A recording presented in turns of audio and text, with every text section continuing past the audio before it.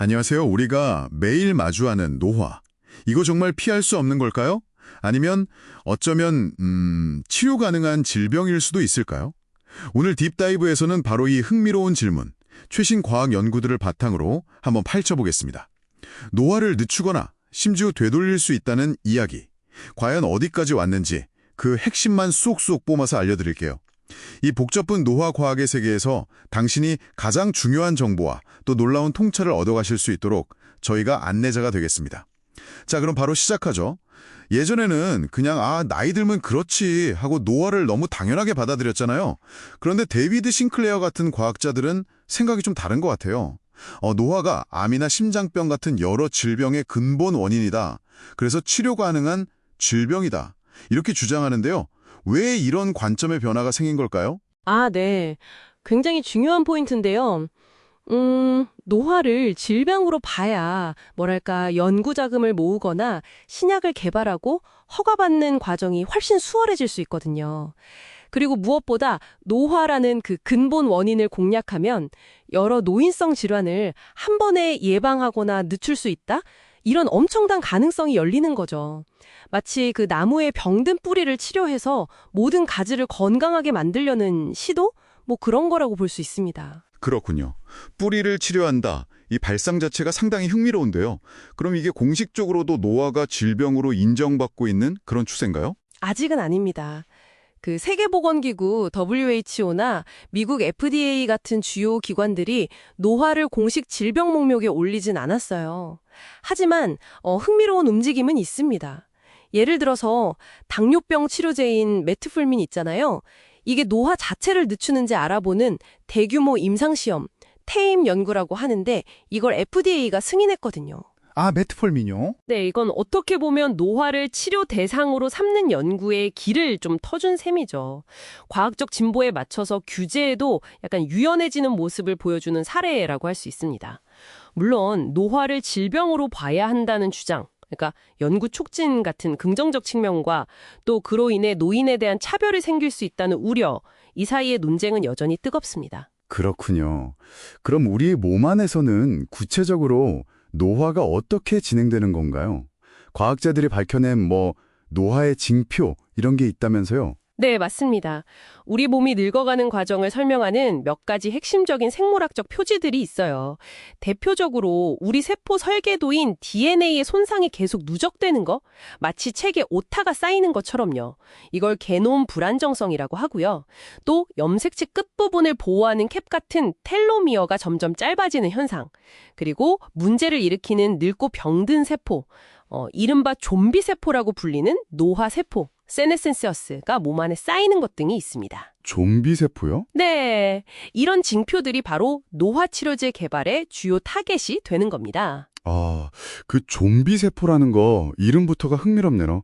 그럼 그런 세포들만 골라서 없애는 방법도 연구가 되고 있나요? 정확합니다. 세놀리틱스라고 불리는 약물들이 바로 그 역할을 해요. 좀비 세포만 선택적으로 청소하는 거죠. 예를 들어서 바사티닉과 케르세틴이라는 약물 조합이 있는데요. 이게 원래 다른 용도로 쓰였는데 좀비 세포 제거 효과가 발견된 거예요. 그래서 폐섬유증 같은 노화 관련 질환에서 초기 임상시험 결과가 나오고 있습니다. 와, 좀비 세포 청소부라니 진짜 재밌네요. 그럼 또 다른 접근법은 없나요? 물론이죠. 우리 몸의 에너지 대사 과정을 조절해서 노화를 억제하려는 시도도 굉장히 활발합니다. 아까 말씀드린 당뇨엔 메트포르민이 대표적이고요. 또 동물 실험에서 수명 연장 효과를 보여서 유명해진 라파마이신이라는 약물도 있어요. 그리고 세포의 에너지 생성에 중요한 역할을 하는 NAD+라는 물질이 있는데 이 수치를 높여서 노화를 늦추려는 연구도 활발합니다. NMN 같은 영양제가 바로 이런 기대를 받고 있죠. NMN이요? 네, 마치 자동차 엔진 오일을 갈아주듯이 세포의 에너지 공장 효율을 높이려는 시도라고 보시면 됩니다. 다만 NMN 같은 경우는 아직 인간 대상 연구가 좀 더 필요한 단계입니다. 지금 말씀해주신 약물들은 기존 경로를 조절하는 방식인데 혹시 아예 세포의 시간을 되돌리려는 좀 더 근본적인 접근법에 대한 연구도 있나요? 시간을 거꾸로 돌리는 것처럼요? 네, 있습니다. 그게 바로 세포 리프로그래밍 기술인데요. 야마나카 인자라고 불리는 특정 단백질들을 이용해서 이미 다 자란 세포를 마치 아기 세포처럼 젊고 또 모든 종류의 세포로 변할 수 있는 만능 상태로 되돌리려는 시도예요. 와, 정말 시간을 거꾸로 돌리는 마법 같지만 여기에는 종양 발생이라는 심각한 위험이 따릅니다. 위험하군요. 네, 그래서 위험한 인자를 빼거나 아주 짧은 시간 동안만 리프로그래밍을 유도하는 부분적 리프로그래밍 같은 좀 더 안전한 방법을 찾는 연구가 진행 중이죠. 와, 정말 공상과학 영화에나 나올 법한 이야기네요. 혹시 다른 미래 기술은 또 없나요? 장수 유전자로 알려진 클로토 유전자를 이용한 유전자 치료 연구도 있고요. 아니면 젊은 사람의 피 속에 있는 어떤 유익한 성분을 활용하려는 혈액 기반 치료 연구도 주목받고 있습니다. 하지만 이런 최첨단 기술들은 아직 정말 초기 단계이고 기술적으로도 복잡하고 또 장기적인 안정성 문제도 있고 동물 실험 결과를 사람에게 그대로 적용하기 어렵다는 점, 이런 넘어야 할 산이 아직 많습니다. 자, 그러면 이 모든 놀라운 연구들이 듣고 계신 당신에게는 어떤 의미가 있을까요? 이게 단순히 그냥 오래 사는 것, 그 이상을 목표로 하는 것 같은데요? 맞습니다. 핵심은 단순히 수명을 늘리는 것, 그러니까 라이프 스팬을 넘어서 질병 없이 건강하게 활동하며 사는 기간, 즉 건강 수명, 헬스 스팬을 늘리는 데 있습니다. 노화와 관련된 질병들을 예방하거나 늦출 수 있다면 당신의 삶의 마지막 순간까지 훨씬 더 활기차고 만족스러운 삶을 누릴 가능성이 커지는 거죠. 삶의 질 자체가 달라질 수 있습니다. 건강하게 오래 산다는 거, 이건 정말 모두가 바라는 매력적인 목표인데요. 하지만 이런 기술이 만약 현실화된다면 혹시 새로운 문제는 없을까요? 정말 중요한 질문입니다. 만약 이런 값비싼 노화 치료법이 개발된다면 과연 모든 사람이 공평하게 혜택을 누릴 수 있을까요? 아니면 부유층만 젊음을 유지하고 사회적 불평등이 더 심해지는 건 아닐까요?